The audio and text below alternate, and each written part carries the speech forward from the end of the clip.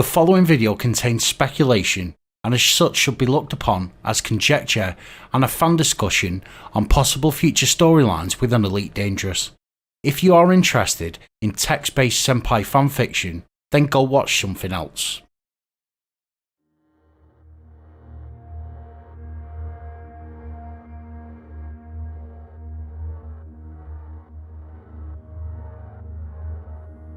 The Alliance of Independent Worlds is the third superpower in the core systems, and over the years has grew to a competitive level to the much older two superpowers, the Federation and the Empire.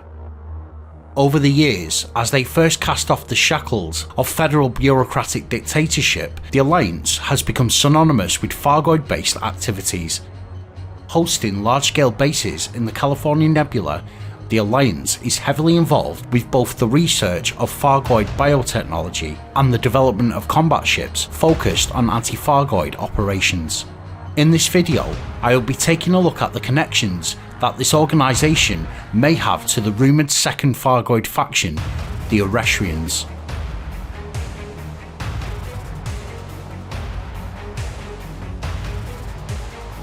During the early stage of the second Thargoid incursion in the Pleiades Nebula, a federal task force was attacked.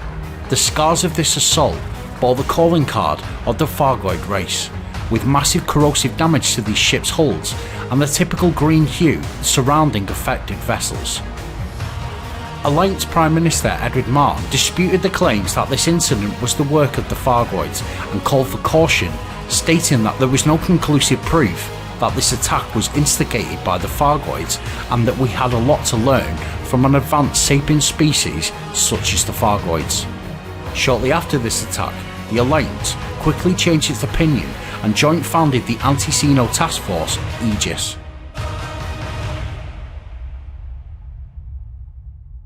Now here's the thing, during an earlier iteration of the Elite game, the Alliance was in direct contact with an offshoot of the Guardian race, known as the Irashrians. This Thargoid faction sought a more diplomatic solution with the human race and themselves were fighting a war with a rival Thargoid faction known as the Klaxians. The Alliance worked with these Irashrians to cure the effects of the mycoid virus. They developed a cure and gave it to the Irashrians, which in return offered the Alliance an intact Thargoid vessel. Further information on the Irashrians is contained within the Dark Wheel novel. The following is an excerpt from that novel. Thargoids were deadly. Thargoid spaces had their fear glands removed. They were considered to be the most effective and potent of humankind's enemies. The bounty for killing a Thargoid was huge, and for capturing and delivering a juvenile form, the Tharglet, to any Space Navy research centre, even greater. What were they doing here? The Thargoids chatted together and watched Alex coldly. Alex noticed that each had an appendage resting on its thoracic plate. They were holstering their hand lasers. "Back off," a voice whispered, and Alex turned. McGreevy stood there blinking through his deformities. Alex had not grasped how short the man was. He only came up as far as Alex's chest. "Thargoids," he whispered.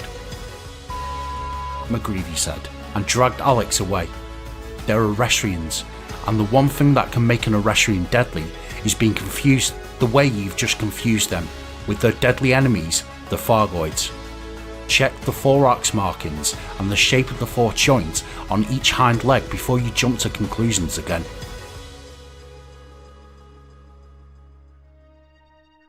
Further information on this rumoured offshoot to the Thargoids is hinted as canon through the inclusion of the pilots who delivered the cure for the mycoid virus, Mick Turner, in the current game's lore.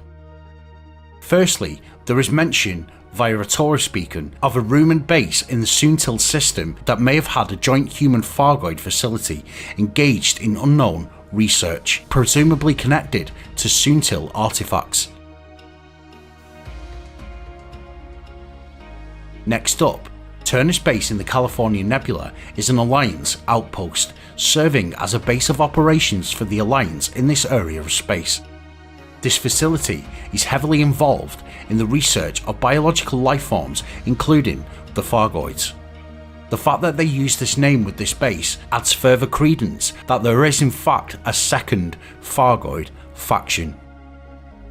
McTurner was diplomatically involved with these Irashrians, not militarily, so this casts doubt on the ideals of the club and their belief that the Thargoids have a disregard for the sanctity of human life, something for which the club themselves have frequently disregarded.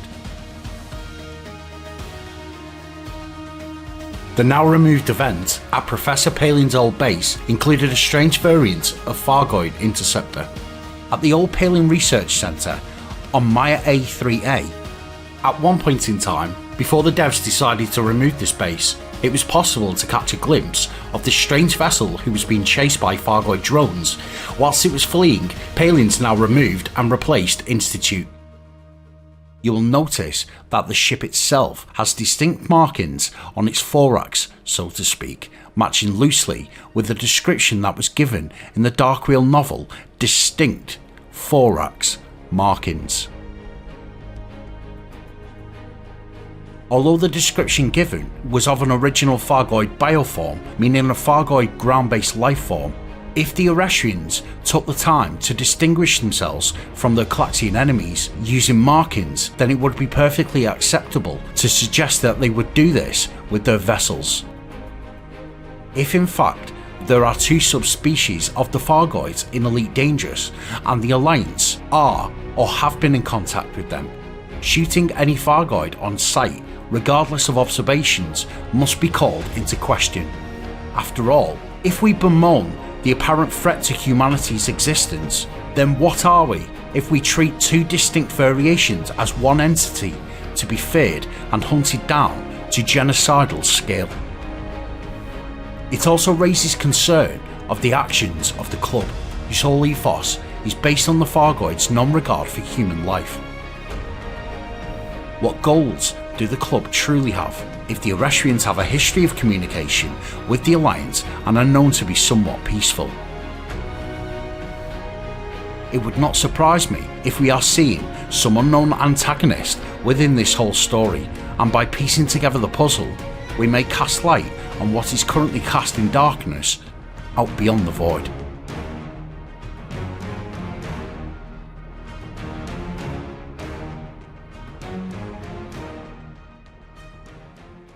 Thanks for the watch. I would like to thank the official members of the channel, David Gate, Ahsoka Ashlatano, Ministry of Magic, Department of Mysteries, Patrick Green, the Wandering Reapers gaming community, Commander Omega 88, Alex Zimin and Mol Olsen. I would also like to thank the Ko-fi backers, Commander Octavia and Commander Bob Papadopoulos. If you would like to become an official member of this channel and get some exclusive content in return, then you will find the membership options in the description below. If you would like to back the channel via Ko-fi, then that is also available in the description below. Until next time, Commanders, 07.